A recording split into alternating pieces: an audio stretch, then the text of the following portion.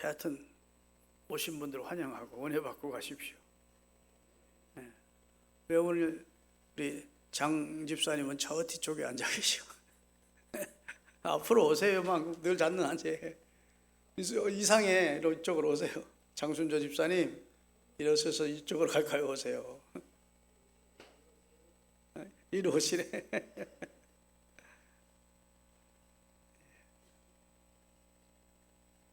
오늘 하나님의 열심이라는 제목으로 사도행전 강해를 이어가도록 하겠습니다. 사도행전 10장에는 고넬료라고 하는 인물이 등장합니다. 그는 로마 군대의 백부장입니다. 이스라엘을 통치하는 식민지 점령 국가인 로마의 군대 백부장입니다.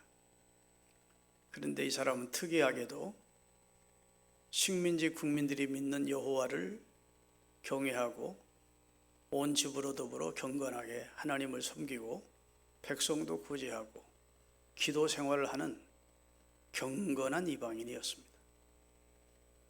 아멘. 어느 날 기도를 오후 3시 기도 시간에 기도를 하는데 천사가 불쑥 나타나서 내 기도와 구제를 하나님이 다 보고 들으셨다. 사람을 하나 청에다가 말씀을 받아라. 그리고 베드로라고 하는 시몬을 청하라고 하는데 그가 어디에 지금 머물러 있는지도 설명해주고 그리고 이름도 가르쳐주고 그래서 지금 종 2명과 부하 1명을 베드로가 있는 욥바 무두장이 시몬의 집에 보내게 된 겁니다. 그 사이에 여러분 다 들으셨지만 베드로는 정오 기도 시간이 돼서 자기가 머물고 있는 집 옥상에 올라가 하나님 앞에 기도를 하고 있는데 하나님이 신비롭게도 환상을 보여주신 거죠. 자기가 한 번도 먹어본 적이 없는 성경에 보면 금한 부정한 짐승이나 음식을 잡아먹으라고 그러는 겁니다. 그럴 수 없다고 거절하자 내가 깨끗게 한 것을 내가 더럽다 하지 말라. 똑같은 환상을 3번을 보여주셨다고 그랬습니다. 그랬죠?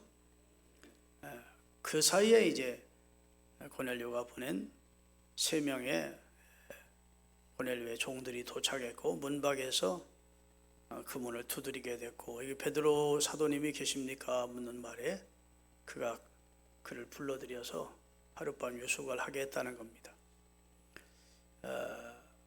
이 과정 다 설명하면 여러분 좀 시간이 많이 가니까 여하튼 하루 유숙하게 하고 자기를 청하는 고넬료에게로 가기 위하여 그들을 따라 나섰다는 내용이 오늘 본문이고 그들을 따라가서 고넬료와 드디어 만나게 되고 고넬료의 집에서 베드로의 가르침을 듣기 위해 기다리고 있던 사람들에게 주 예수의 복음을 전하니까 성령이 그들에게 내려온 겁니다. 아멘. 그래서 저들이 다 방언도 하고 성령의 가지가지 은사가 나타나는 역사가 나타나서 고넬료의 집에 모였던 모든 사람이 구원받게 된다는 내용이 이제 48절까지 기록되어 있는데 오늘은 베드로가 고넬료의 집에 가서 나를 왜 청했소? 내가 유대인으로서 이방인의 집에 들어오는 것이 위법이라는 사실을 우리나라 법에 위배된다는 사실을 당신들도 알고 나도 아는데 하나님께서 깨끗게 하신 것을 더럽다 하지 말라는 하나님의 환상을 통한 깨우침을 듣고 왔소. 나를 왜 불렀소? 이렇게 물었더니 고넬료가 자기 베드로를 청하게 된 배경을 쭉 설명을 한 겁니다. 그래서 베드로가 뭘 깨달았다고요? 오늘 33절부터 35절까지 같이 읽겠습니다. 33절 내가 곧 당신에게 사람을 보내었는데 오셨으니 잘하였나이다. 이제 우리는 주께서 당신에게 명하신 모든 것을 듣고자 하여 다 하나님 앞에 있나이다. 그랬더니 베드로가 입을 열어 말하되 내가 참으로 하나님은 사람을 외모로 보지 아니하시고 각 나라 중 하나님을 경외하며 의를 행하는 사람은 다 받으시는 줄 깨달았다. 이방인이라고 하나님이 고개를 돌리시는 분이 아니고 이방인이나 유대인이나 하나님을 경외하면서 하나님을 사모하며 하나님의 진리를 구하는 사람들은 다 구원해 주시는구나. 아멘. 하나님은 우리 유대인만을 사랑하시고 유대인만을 구원하시는 이스라엘의 민족신이 아니고 전 인류를 사랑하시고 전 인류를 구원하시기를 원하시는 분이시구나. 인종이나 연령이나 남녀노소 빈부귀천 막론하고 하나님을 경외하는 사람들을 하나님은 다 구원해 주기를 원하는구나 하는 사실을 베드로가 깨닫게 됐다는 내용입니다. 할렐루야. 베드로는 정결한 것만 먹었습니다. 음식을 먹어도. 이게 유대인의 전통이고 유대인의 문화이고 유대인의 관습이고 유대인의 신앙이고 유대인의 법이었습니다. 그러니까 이방인과는 상종하지 않고 그다음에 성경의 내유기에 부정한 음식은 절대 입으로 가져가지 않는 그런 삶을 살아왔습니다. 그러기에 절대로 이방인의 집에 들어가지 않습니다. 그런 그를 이방인의 집에 들어가게 하심으로 하나님의 구원의 역사가 이제 이방인에게로 넘어가서 땅 끝까지 복음을 전하고자 하시는 하나님의 뜻을 교회의 최고의 수장이었던 우두머리였던 베드로를 깨우쳐 주심으로 복음이 유대를 넘어서 예루살렘 유대를 넘어 사마리아를 넘어 이제 세계 땅 끝까지 복음이 증거되는 귀한 기폭제가 되게 되는 겁니다. 여러분, 사람이 깨끗한들 얼마나 깨끗하게, 유대인이 깨끗하다고 깨끗한 겁니까? 유대인이 정결한 음식을 먹는다고 사람이 깨끗해집니까? 예수님은 다시 설명하십니다. 사람이 입으로 들어가는 것이 사람을 깨끗게 하는 것이 아니다. 아멘 좀 하세요. 사람의 입에서 나오는 것이 사람을 더럽게 하는 거야. 입으로 들어가는 것이 사람을 더럽게 하는 게 아니야. 그러면서 새로운 개념의 성결과 세속을 구분 지어 주셨습니다. 욥기 15장 14절에 아주 굉장히 획기적인 말씀이 있습니다. 욥기 15장 14절인데 따라합시다. 사람이 무엇이관데 깨끗하겠느냐? 여인에게서 난 자가 어찌 의롭겠느냐? 사람이 깨끗한 사람 어디 있어? 의로운 사람 어디 있어? 이렇게 하나님이 되물으시는 겁니다. 사람 다 그럴듯하게 꾸미고 다니지만 따라합시다. 너희는 회칠한 무덤 같다. 인간이 다 회칠한 무덤입니다. 하나님이 주시는 은사 가운데 사람의 심령을 꿰뚫어 보는 은사까지 받는 신령한 목사님들이 있어요. 그런 은사 받고 나면 금방 하나님 앞에 기도한답니다. 하나님 이 은사는 거두고 가주세요 하고. 사람을 보면 그 사람이 속마음까지 보니까 그 사람이 얼마나 큰 죄인이고 추한 사람을 보게 되니까 아이고 사람 상대할 사람이 없더라는 거예요. 하나님 이 은사는 원하지 않습니다. 거두어 가셔야 돼. 할렐루야. 그냥 우리가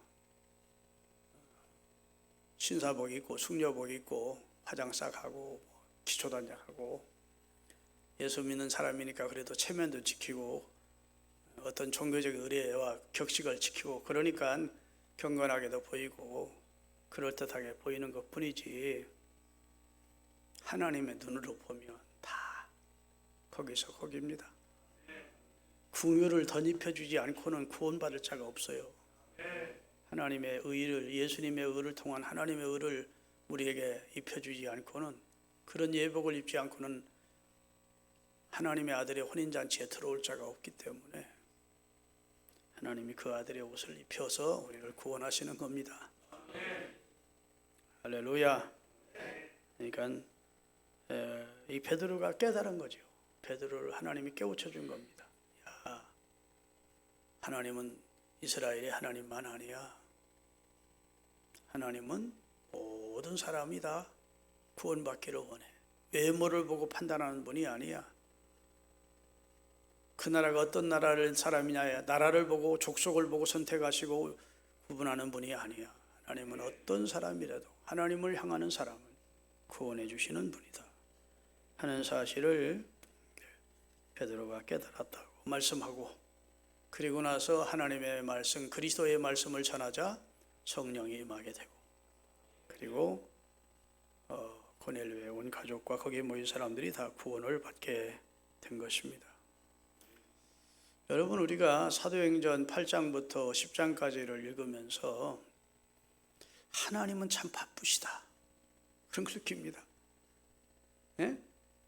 빌립이 사역하는 현장에서 막 역사하시다가 이스라엘 예루살렘에서 하나님 앞에 절기 지키고 돌아가는 또 막 내시에게 가서 성경 읽도록 하고, 또 하나님이 바삐 와가지고 빌립에게 야 광야로 가라 그러고, 마침 성경 거기를 또 이사야서 53장 읽도록 섭리하시고 아멘 가까이 가라고 하고, 또 올라탈 수 있도록 환경을 만드시고 성경을 해석해 줄 수 있게 하시고, 그게 하나님의 열심이라고요. 한 사람을 구원하기 위한 하나님의 열심이 성경에 기록되어 있어요. 고넬료, 야 여러분, 이방인 중에 진짜 모범적인 신앙인 두 사람을 꼽으려면 사도행전에 이디오피아의 간닥의 내시와 그 다음에 고넬료입니다. 그 사람들은 예수님을 모르는 사람들이에요. 예수님이 자신들의 죄를 대신하여 십자가에 죽으시고 부활하시고 승천하시고 이제 성령이 오셨다는 이 놀라운 복음적인, 요 근래 획기적이 일어난 복음적인 사건을 모르는 사람들이에요. 전통적인 유대교인들의 믿는 믿음을 이방인으로서 받아들이고, 그리고 이방인들이 여호와 하나님을 믿는 종교적으로 이제 개종을 한 겁니다. 이방 종교에서 여호와의 종교로 믿습니까?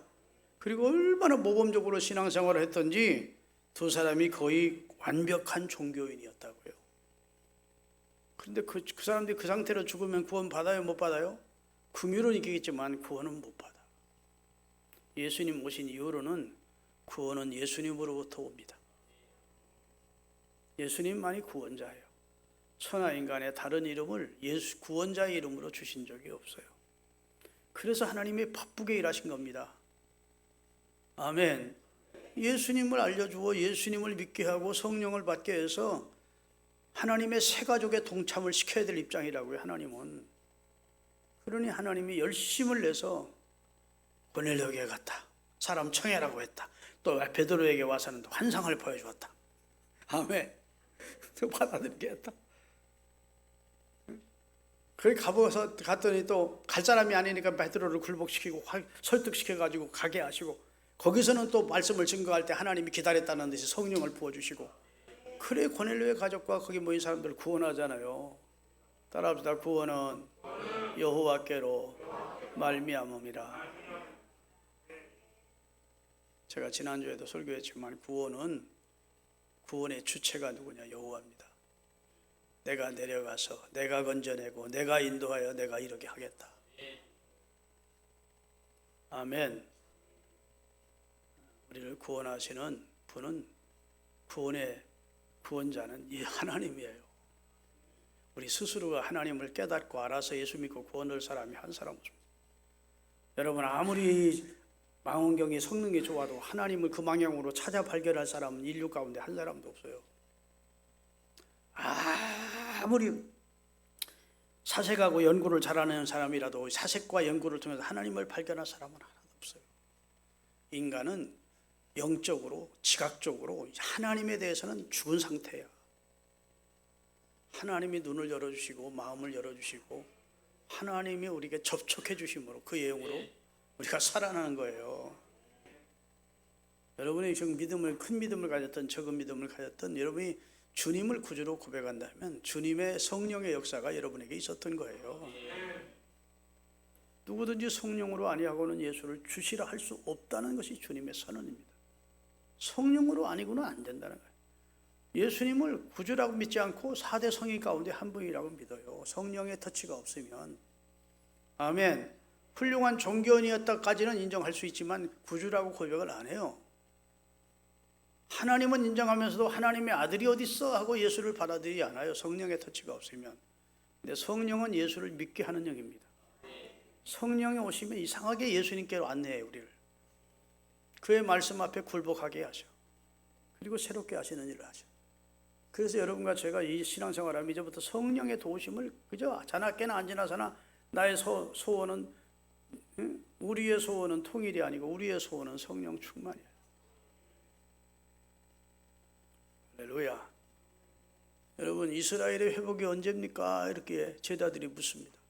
그건 제자들의 물음만이 아니고 전체 당시 이스라엘 사람들의 물음입니다. 예수님이 메시아인 줄 알고 믿게 됐어요. 어휴, 죽었다가 살아나셨네. 그리고 지금 승천 직전이네. 부활하시고. 그러니까 이제 올라가시면 물을 기회도 없으니까 주여 당신의 나라를 회복하시면 언제입니까? 언제 이 나라가 다윗의 이 나라처럼 이 나라가 로마에서 해방이 되고 이 나라가 회복이 됩니까? 이거예요. 예수님이 가르쳐 줍니까? 안 가르쳐 줍니까? 안 가르쳐 줍니다. 그것은 너희의 알 바 아니요. 그건 하나님의 주권에 있대. 그거 하려고 애쓰지 마라. 남북 통일 언제 될까? 통일문제연구소 우리나라에 수백 개 있습니다. 그렇다고 통일되는 게 아니야. 청소년문제연구소 수백 개 있습니다. 그렇다고 청소년 문제 해결되는 게 아니야. 그런 건 너희의 알 바 아니고 너희에게 성령이 임하셔야. 성령이 임하면 돼. 청소년 문제 해결돼. 그렇게 죄만 짓고 탈선하다니까 성령 받으면 바꾸죠. 성령이 너에게 임하시면 내가 권능받고 새로워진다. 따라합시다. 주의 영화에 정이 임하면 변하여 새롭게 되리라. 하나님의 신이 임하면 변하여 새롭게 돼요. 하나님의 신은 우리를 변화시키는 능력이 있는 겁니다. 할렐루야. 그래서 하나님이 막 바쁘게 일하신 거예요. 이사야서 9장 6절 7절 읽겠습니다. 거기 하나님의 열심이라는 말이 나와요. 이는 예수님 모시기 전에 이사야서입니다. 예수님 태어날 것을 정확히 예언하면서 이는 한 아기가 이 세상에 우리에게 낳고 한 아들을 하나님이 우리에게 주신 바 되었는데 그의 어깨에는 정사를 메었고 그의 이름은 기묘자라 모사라 전능하신 하나님이라 영존하시는 아버지라 평강의 왕이라. 예수님에 대한 정확한 표현입니다. 다각도로 예수님은 평강의 왕이고 영존하시는 아버지고 아멘. 하나님의 성삼위일체를 정확히 표현한 겁니다. 그 다음에 하는 말이에요. 그 정사와 평강이 더함이 무궁하며 또 다윗의 왕자와 그의 나라에 군림하고 그 나라를 굳게 세우고 지금 이후로 영원히 정의와 공의로 그것을 보존하실 것이라. 만군의 여호와의 열심히 이 일을 이루리라. 하나님이 그 아들을 통해서 하나님이 하시고자 하시는 하나님의 나라를 이루어 갈 것이라. 여러분이 열심 내서 구원받은 거 아닙니다. 하나님의 열심이 이 양주 땅에 살고 있는 우리도차도 은혜를 입도록 만들어 주신 거예요. 그래서 절대로 구원을 1%라도 자기 공로로 생각하면 안 돼요. 내가 그래서 알미니안주의라는 감리교를 싫어하는 이유는 우리 지금 교단 총회장인 오종원 목사가 우리 교단 총회장이면서 자긍심이나 자부심도 없이 모건대학교 대전에 있는 감리교신학대학에 가서 명예신학박사학위를 받아놓고 지금 막 우리 교단에서 막 계속 공격이 되니까 지금 어쩔 줄을 모릅니다. 어찌 칼빈주의자가 시시하게 그지없는 알미니안주의자의 신학교에 가서 명예신학박사학위를 받느냐. 여러분, 감리교의 내용이나 알미니안주의는 구원은 우리 공로로만 받는 게 아니고 우리 공로 50%, 그 다음에 우리 애가 자유의지로 그것을 받아들일 때 50% 인간과 하나님이 협력해서 구원이 된다고 그래. 전적 하나님의 의를 이야기하지 않아요. 그렇기 때문에 예수 믿고도 잘못 살면 지옥 간다 소리를, 성경에 없는 소리를 하는 거예요. 목사님들도 장로교 목사들이면서 자꾸 그렇게 가르치는 사람들이 있어요. 장로교 간판 띄든지 다른 교회로 고단으로 가야 돼. 그런 사람들. 철저하게 성경은 전적 부패한 존재. 우린 전적 부패. 아멘. 그런데 우리에게 하나님의 불가항력적인 은혜가 임해서 우리 죄를 속량하시고 우리가 구원받은 겁니다. 그걸 확실하게 해야 돼요. 믿습니까? 우리가 헌신하는 것 구원받기 위해서 헌신합니까? 고마워서 하는 거지. 나 같은 죄인을 구원해 주셨으니 그 은혜에 감격해서 헌신도 하고 봉사도 하고 헌금도 하고 충성도 하지. 대가로 상 받으려고 구원받으려고 상을 받는다는 건 이해가 되지만 구원받으려고 하는 건 아니라 구원은 100% 하나님의 은혜. 전적인 은혜. 아멘. 그러니까 이렇게 훌륭한 종교인, 모범적인 종교인 간다게 네시, 이디옵 그리고 고넬료 이런 모범적인 그에게도 필요한 게 있었다고. 한 가지 부족한 게 있었다고. 그게 뭐예요? 복음. 예수님을 통한 복음이에요. 예수님이 육체를 입고 이 땅에 계실 때 한 젊은이가 예수님을 찾아왔어요. 선생님, 제가 어떻게 해야 구원을 얻으리까? 성경이 뭐라고 가르치더냐? 율법대로 살라고 가르쳐. 율법 행해 그럼. 저는 어려서부터 다 행했습니다. 그 자체가 옳은 말이요? 그런 말이요? 율법 다 행할 사람이 어디 있어? 근데 하여튼 저는 어려서부터 율법대로 살려고 발버둥 쳤다고. 그래서 율법의 의로는 내가 흠잡을 데가 별로 없다는 소리입니다. 너에게 한 가지 부족한 것이 있다. 네 재산 팔아서 버리고 나눠주고 너 나를 따라. 구원은 율법 지켜서 얻는 것이 아니고 돈 많이 쌓는다고 받는 게 아니고 나 따라와야 돼. 나 믿어야 돼. 그 소리를 한 거예요. 네게 한 가지 부족한 것. 그게 뭐예요? 지금 이디오피아의 간다게 네시에게 한 가지 부족한 것이 무엇입니까? 하나님 볼 때는 복음을 못 받았어. 고넬료가 한 가지 부족한 것이 뭡니까? 아니 그렇게 완벽한 신앙인이 어디 있어? 종교인이 경건하지, 온 집으로 더불어 하나님 경외하지, 기도하지, 백성 구제하지, 최고지. 그래도 하나님은 아니야. 내 아들을 믿어야지. 한 가지 부족한 것이 있기 때문에 그 한 가지 부족한 복음의 도리를 설명하려고 하나님이 바쁘게 일하시면서 하나님의 열심히 일을 이루시게 된 겁니다. 예수님 외에도 구원자가 있다고 소리 하지 마시고 우리가 그런 사람들 많이 말 키울 필요가 없어요. 오직 예수님만 유일한 구주입니다. 아니 예수님 외에도 다른 구원자가 있으면 하나님께서 봐요. 고넬료나 이디오피아에 간다게 되시기 야 모세의 율법을 집중적으로 연구해라. 구원이 그 속에 있어. 이렇게 가르쳐주든지 야 선지자의 말씀을 깊이 연구해. 그러면 거기 구원이 거기에 있어. 이렇게 할 텐데 그건 소용없어요. 그것은 예수님을 밝히 드러내기 위한 하나의 거울과 같은 것이고 진짜 구세주는 예수님이라는 거예요. 할렐루야. 예수님을 모르기 때문에 하나님은 예수님을 알게 하려고 사도를 보내고 빌립을 보내고 베드로를 보내는 겁니다.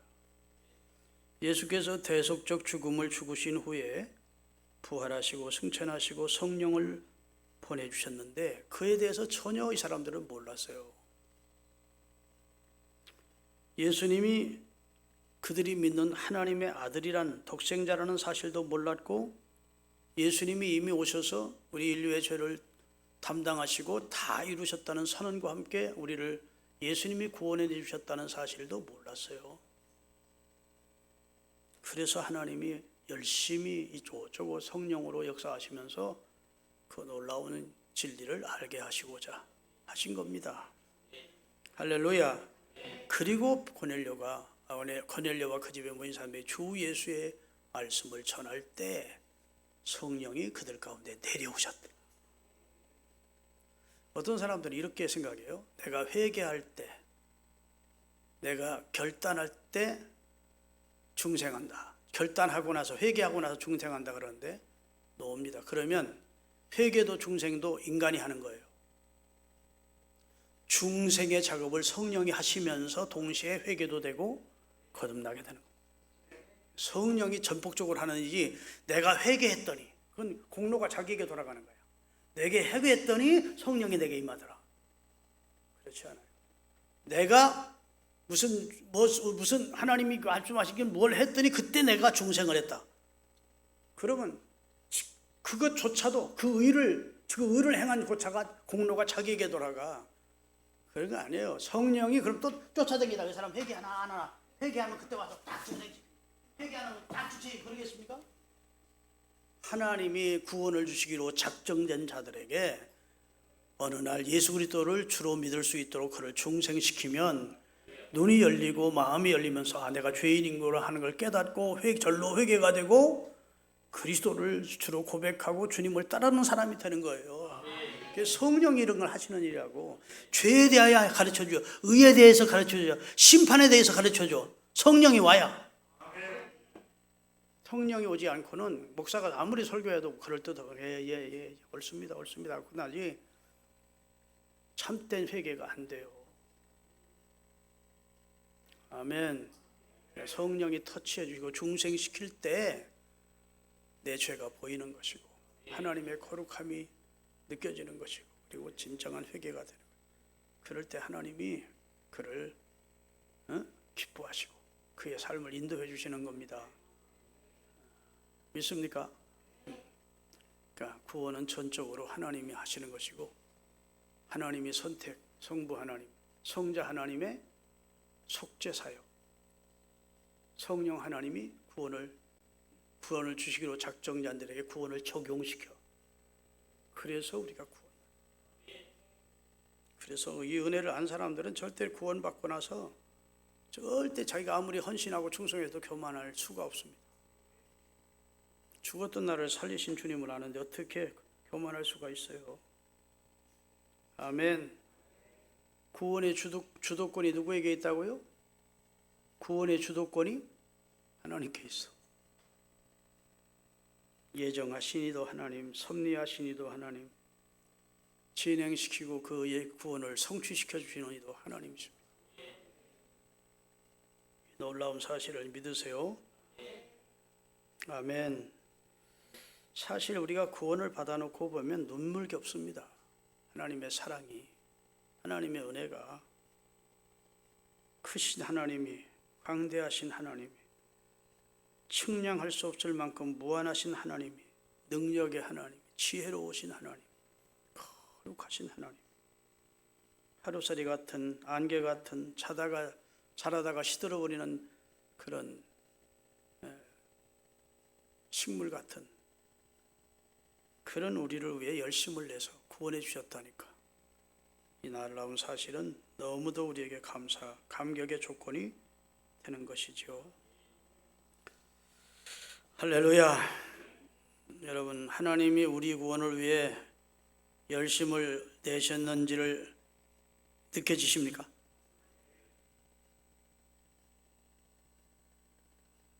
이게 이제 구원의 점진적인 은혜라고 그래요. 전체 구원이 점점 내게 다가오는 점진적인 은혜인데, 이 구원의 점진적인 계시는 하나님께서 천지와 만물을 엿새 동안 창조하셨습니다. 그리고 인간을 지으십니다. 이 창조의 순서에도 하나님의 배려가 있었던 거예요. 인간부터 창조해 놓으면 인간이 살 수 없죠.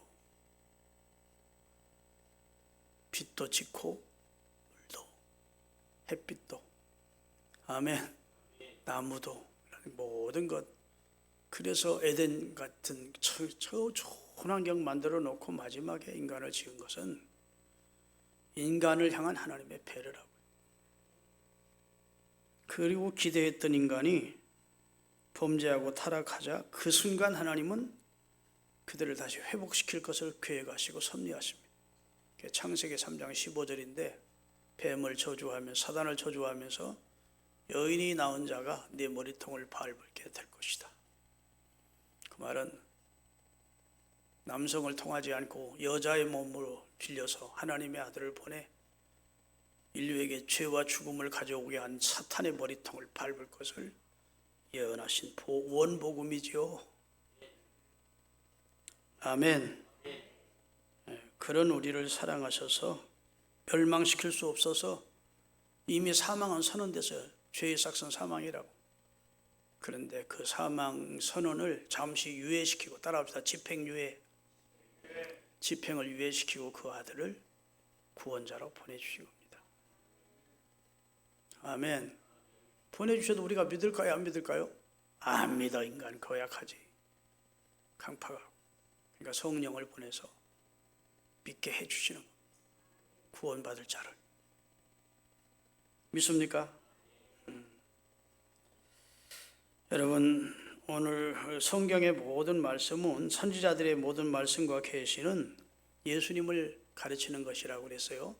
너희가 성경에서 영생이 있는 줄 알고 성경을 상고하거니와 이 성경은 곧 내게 대하여 말씀하신 것이다.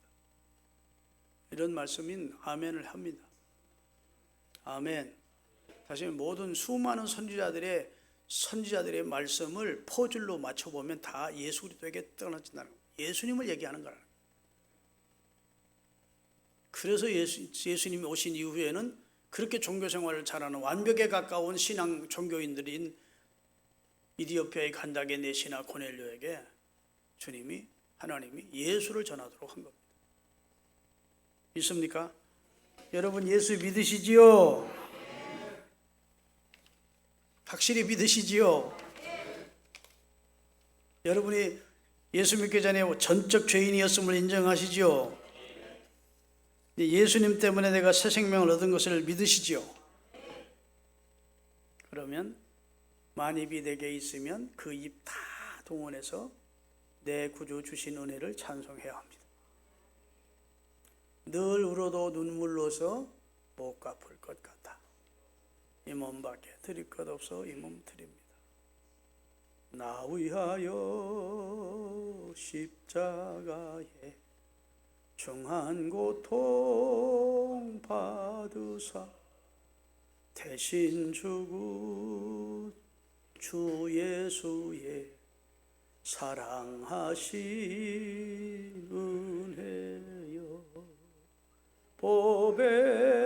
보배로운 피를 흘려 영영 죽을 죄에서 구속함을 얻은 후 어찌 찬양 안 할까.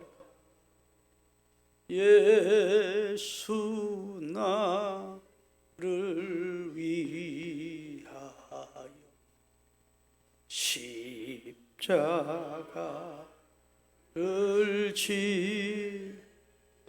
세상 죄라고 하지만 나의 죄를 지시고 고초당하셨네.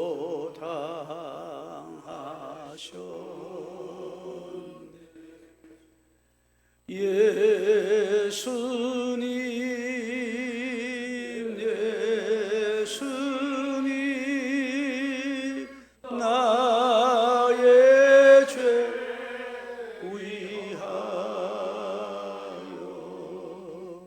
보배 피를 흘리니 죄인 받으소서.